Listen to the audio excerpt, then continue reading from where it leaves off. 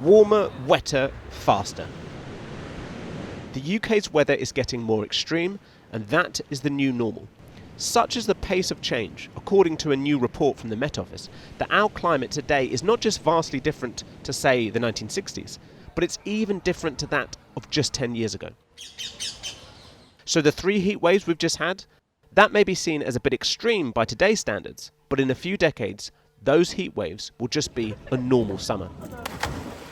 We're warming by about 1/4 of a degree per decade, and the last 3 years for the UK, in records that go back to 1884, have been among the 5 warmest on record.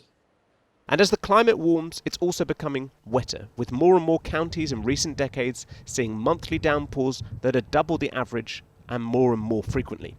In late November last year, Storm Bert brought heavy rain and strong winds to parts of South Wales. And at the start of 2024, there was widespread flooding following a long string of storms, such as Storm Babet, Kieran, Debbie and Aisha. As the report states, floods and storms still cause the worst severe weather impacts here in the UK. We absolutely feel a sense of urgency. And when we read a report like the one out today, we know we must act. Here's the mean temperature for the UK over the last century. As you can see, it's risen particularly sharply since 1990. And taking 2024 into account, it was the 4th warmest year on record. And so, digging down, 8 of the 12 months of the year were warmer than the average, including the 2nd warmest February and the warmest May. And this chart shows projections for the future, with the Met Office writing that the rise in the annual mean temperature has been consistent with projections.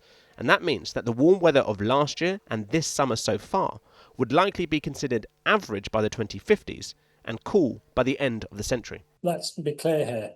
This is something that is not going to go away. It is going to affect us. It's going to affect our children, and it's going to affect generations to come. And the science on this couldn't really be clearer.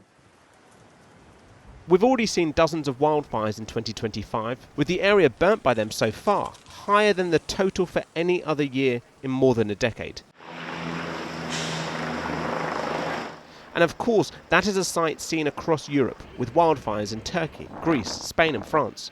A warming UK, a warming Europe, a warming planet. Damaging changes leading to extreme crises for our health, our infrastructure and society in general. And yet amidst all this, a backlash to plans to tackle climate change. President Trump has ushered in a new wave of anti-climate change talk and pro-fossil fuel rhetoric, once again withdrawing from the Paris Climate Accord. Conservative leader Kemi Badenoch said in a speech in March that net zero cannot be achieved by the government target of 2050 without a serious drop in our living standards or by bankrupting us. Responsible leaders don't indulge in fictions which are going to make families poorer. And Nigel Farage's Reform Party, currently leading in the polls, is proposing scrapping all net zero measures. Ed Miliband, who visited a floodplain restoration project last week along with the Environment Secretary, has called out those he accuses of betraying future generations. To those who would say, let's just abandon our attempts to tackle the climate crisis, I believe that would be the wrong thing for the country. I think that would be a betrayal of today's generations and future generations. Today's generations, because it undermines our energy security, we need secure homegrown energy, not to be dependent on fossil fuels controlled by petrostates and dictators. And it's a betrayal of future generations because we will leave them a terrible legacy. I don't think that's what the British people want. That's certainly not what this government wants, and that's why we're acting. Politics is famously a short-term business with a focus on the next election, not the long-term changes to our planet. But given the exponential pace of our warming climate, the next election will most certainly be in a year of yet more extremes. So joining me now is Adrian Ramsay MP, who is also the co-leader of the Green Party of England and Wales. Adrian, I just want to ask you firstly, given that your party has been warning about this issue for so long, for so many years, does the report from the Met Office surprise you at all? It doesn't surprise me, and I don't think it surprises any of us when we are experiencing this extreme heat. We're on our 3rd heat wave of the summer. It's been the driest year, driest start to a year in my whole lifetime. And we're also, of course, having more extreme rainfall and floods at many times of the year as well. So people are seeing the real impacts. I certainly am with my constituents, farmers in my area, people around the country seeing the impacts. The crucial thing is, how are we stepping up our action? First of all, to avoid the worst effects of climate breakdown, we've got to redouble our efforts to reduce carbon emissions. And there's lots of areas where the Labour government is backsliding on previous promises, whether it's on funding for home insulation or its plans for airport expansion, which would totally bust its entire carbon benefits of its national clean power programme. But it's not just about carbon reduction. It's about how prepared we are as a country.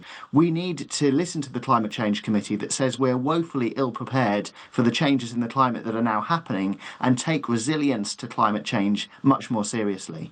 But if you say that, people you speak to in your own community understand what's happening and can see what's happening, why do you think then that there is this backlash to net zero, and that in some ways it feels like you're losing the argument, that people feel that the short-term sort of sacrifices they need to make are the ones they don't want to do?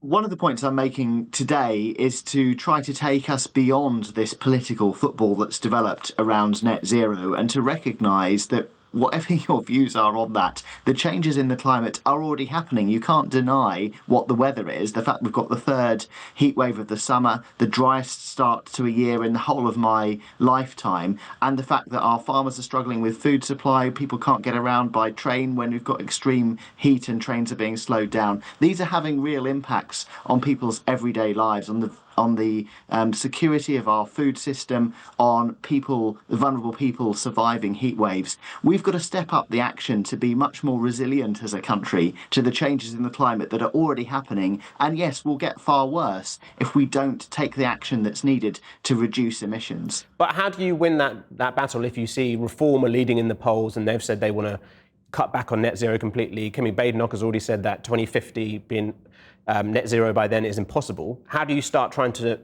win back that argument? Well, even Reform say that we need to adapt to the changes in the climate that are happening. The point I would put to them and to everybody else is, well, let's step up and actually make sure that that's happening. And let's avoid the very worst impacts of it as well, because this is about security and about protecting the most vulnerable as much as anything else. And the sorts of actions that we can take to do things like insulate people's homes, to keep them cool in the summer, warm in the winter, bring bills down, those will have real benefits for people's everyday lives, as well as helping tackle climate breakdown. Because I guess this is obviously about adaptation individually as well as mitigation from, say, government. I mean, individually, we as citizens or communities, whatever, what can we do to adapt ourselves for what is happening when it comes to our climate? I think I'd challenge the premise of your question that mitigation is about government action and adaptation is about individual action. Actually, we need councils, communities, government to be taking resilience and adaptation to the changes in the climate very seriously as well. And today I'm calling for government to put climate resilience on a statutory footing, to require that all new infrastructure is assessed to say, is this in line with a changing climate? Is it going to cope with the changes in the climate that we're seeing? But I guess finally, the fact that it is a political football, when it comes to something like climate change, a profound issue that needs radical solutions, do you ever get frustrated that politics isn't the right space for it? Because politics is a short-term business. People are more focused on, the next election in 2029 rather than, say, 2050. I can get extremely frustrated about that. I can get frustrated by people trying to polarise our politics. And, my approach to the leadership of the Green Party is very much about communicating what we stand for in a way